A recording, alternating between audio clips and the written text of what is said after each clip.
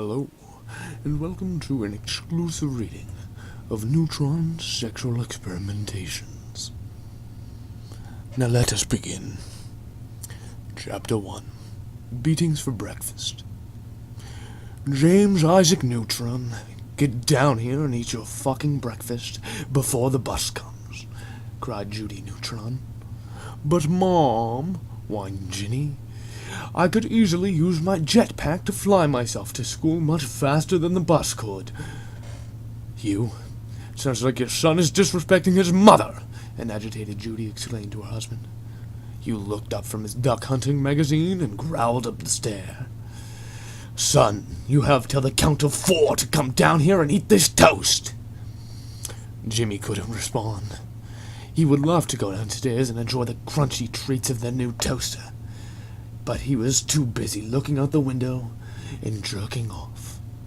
A telescope he had designed earlier that week had allowed him to peek on Cindy Vortex whenever he so pleased, and this was the only time today she would be stepping out of the shower. Jimmy's boxers were already on the floor, giving easy access to his 2-inch penis. As Cindy dried her petite body, the boy affectionately called Neutron rubbed his genitals vigorously. The toast would have to wait until he had reached orgasm. Fuck! Hugh Neutron burst through the door and gasped at the sight. His son, nude from the waist down, leaning on the dresser, masturbating in front of a telescope positioned through the window. He angrily clenched his fist and ran over to the boy. He slammed his fist into his son's skull, knocking his eye into the telescope as he collapsed. How dare you masturbate while your mother works her heart out baking sweet breakfast for you, his father screamed, delivering more punches to the young Jimmy. He knocked over various electrical appliances and toys. Amazingly, Jimmy maintained an erection and tried desperately to crawl over to his telescope before Cindy was dressed.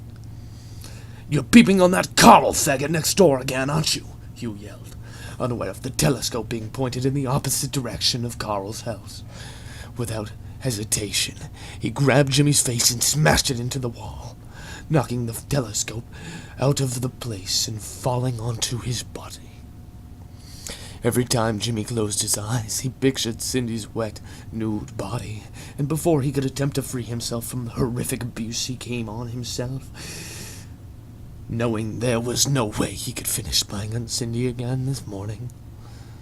That act only angered Hugh more.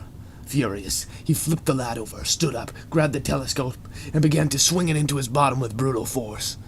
Over and over again. Jimmy started crying, not from the pain, but from knowing he would have to construct a new telescope for his Cindy spying.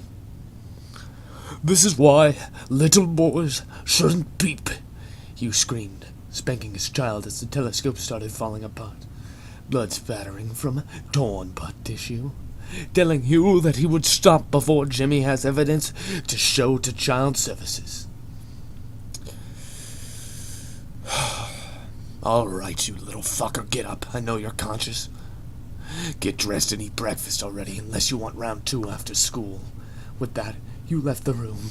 Jimmy wiped himself clean of blood and sperm, clothed himself, and sat on his bed for a few minutes to recover himself.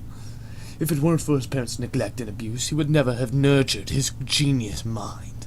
He only wishes a prodigy like himself didn't have to suffer so many brutal beatings. After doing a few long division problems in his head to ensure Hugh hadn't damaged any part of his colossal brain, he leapt downstairs and joined his family at the table before Goddard could greet him. Hugh held out his arms in front of him, expecting an apology. Son, tell your mother why you nearly missed breakfast. Jimmy gulped. I was spying on Cindy. Cindy? Oh, thank God, I thought you were being gay again. Fuck. Well, I take back a few of those punches then. Judy was just glad her son was honest and ready to eat her toast.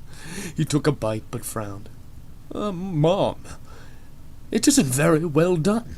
Think you could put it in for another toast, he muttered. Judy stared coldly before grabbing his cup of orange juice and dumping it into his swirly hair. It poured down his mutant head and soaked his outfit. The bus is almost here. Grab the sack lunch on the counter and get out of my sight. Jimmy knew breakfast was cancelled as well. His whole morning had gone to shit, and only 'cause Cindy had to spend an extra few minutes in the shower. Oh, how he hated her. One of these days he would remove her brain in her sleep and rewire it to better suit his interests, or maybe just invent some mind control device. Might be easier. Taking the lunch bag and walking out the door, he noticed Goddard sneaking up to the table and grabbing the leftover toast. Now wanting to see what sort of punishment was in store for the mechanical dog, Jimmy waltzed outside and waited for the bus. Already outside of the car sidewalk stood Carl Weezer, having his hair combed by his father. Now remember, son, if you poop in your underwear again, make sure you absolutely can't clean it out before calling me and your mom, okay? Yes, Daddy, smiled Carl. Jimmy envied the ignorant slob. Sure, he was a furry and probably suffered from a mental deficiency or two, but at least he didn't have to deal with the violence on a daily basis. That, and his balls hadn't dropped either. Jimmy's life had especially sucked since he felt the tinglies in his nuts all the time. Oh, hey, Jimmy, Charles chirped, happy to see his friend. Why do you smell like oranges? You sure you didn't get mutated again? Don't worry, Carl, I'm fine, he said, calming the sweaty beefcake down. Tell me, what is likely feeling parental love? Before Carl could respond, the bus pulled up, and the boys entered. Out the window, Jimmy saw Cindy and her mom boarding their car. What a spoiled bitch, he thought. She gets to shower late and gets a ride to school? What a fucking cunt. Jimmy couldn't stay angry, though. He saw past her bitchiness to the slowly developing tits he would gaze at when he was in her presence. He would play the academic rival, the "ooh, girls have cooties" role for a while longer. But one of these days he would advance to the next level of manhood. He would show Cindy the true magnitude of his feelings for her. His dick pulsed in his shorts as he saw the Vortex car fall behind the bus. He closed his eyes and mentally pleasured himself until they reached the school. To be continued. Well, I hope you all enjoyed.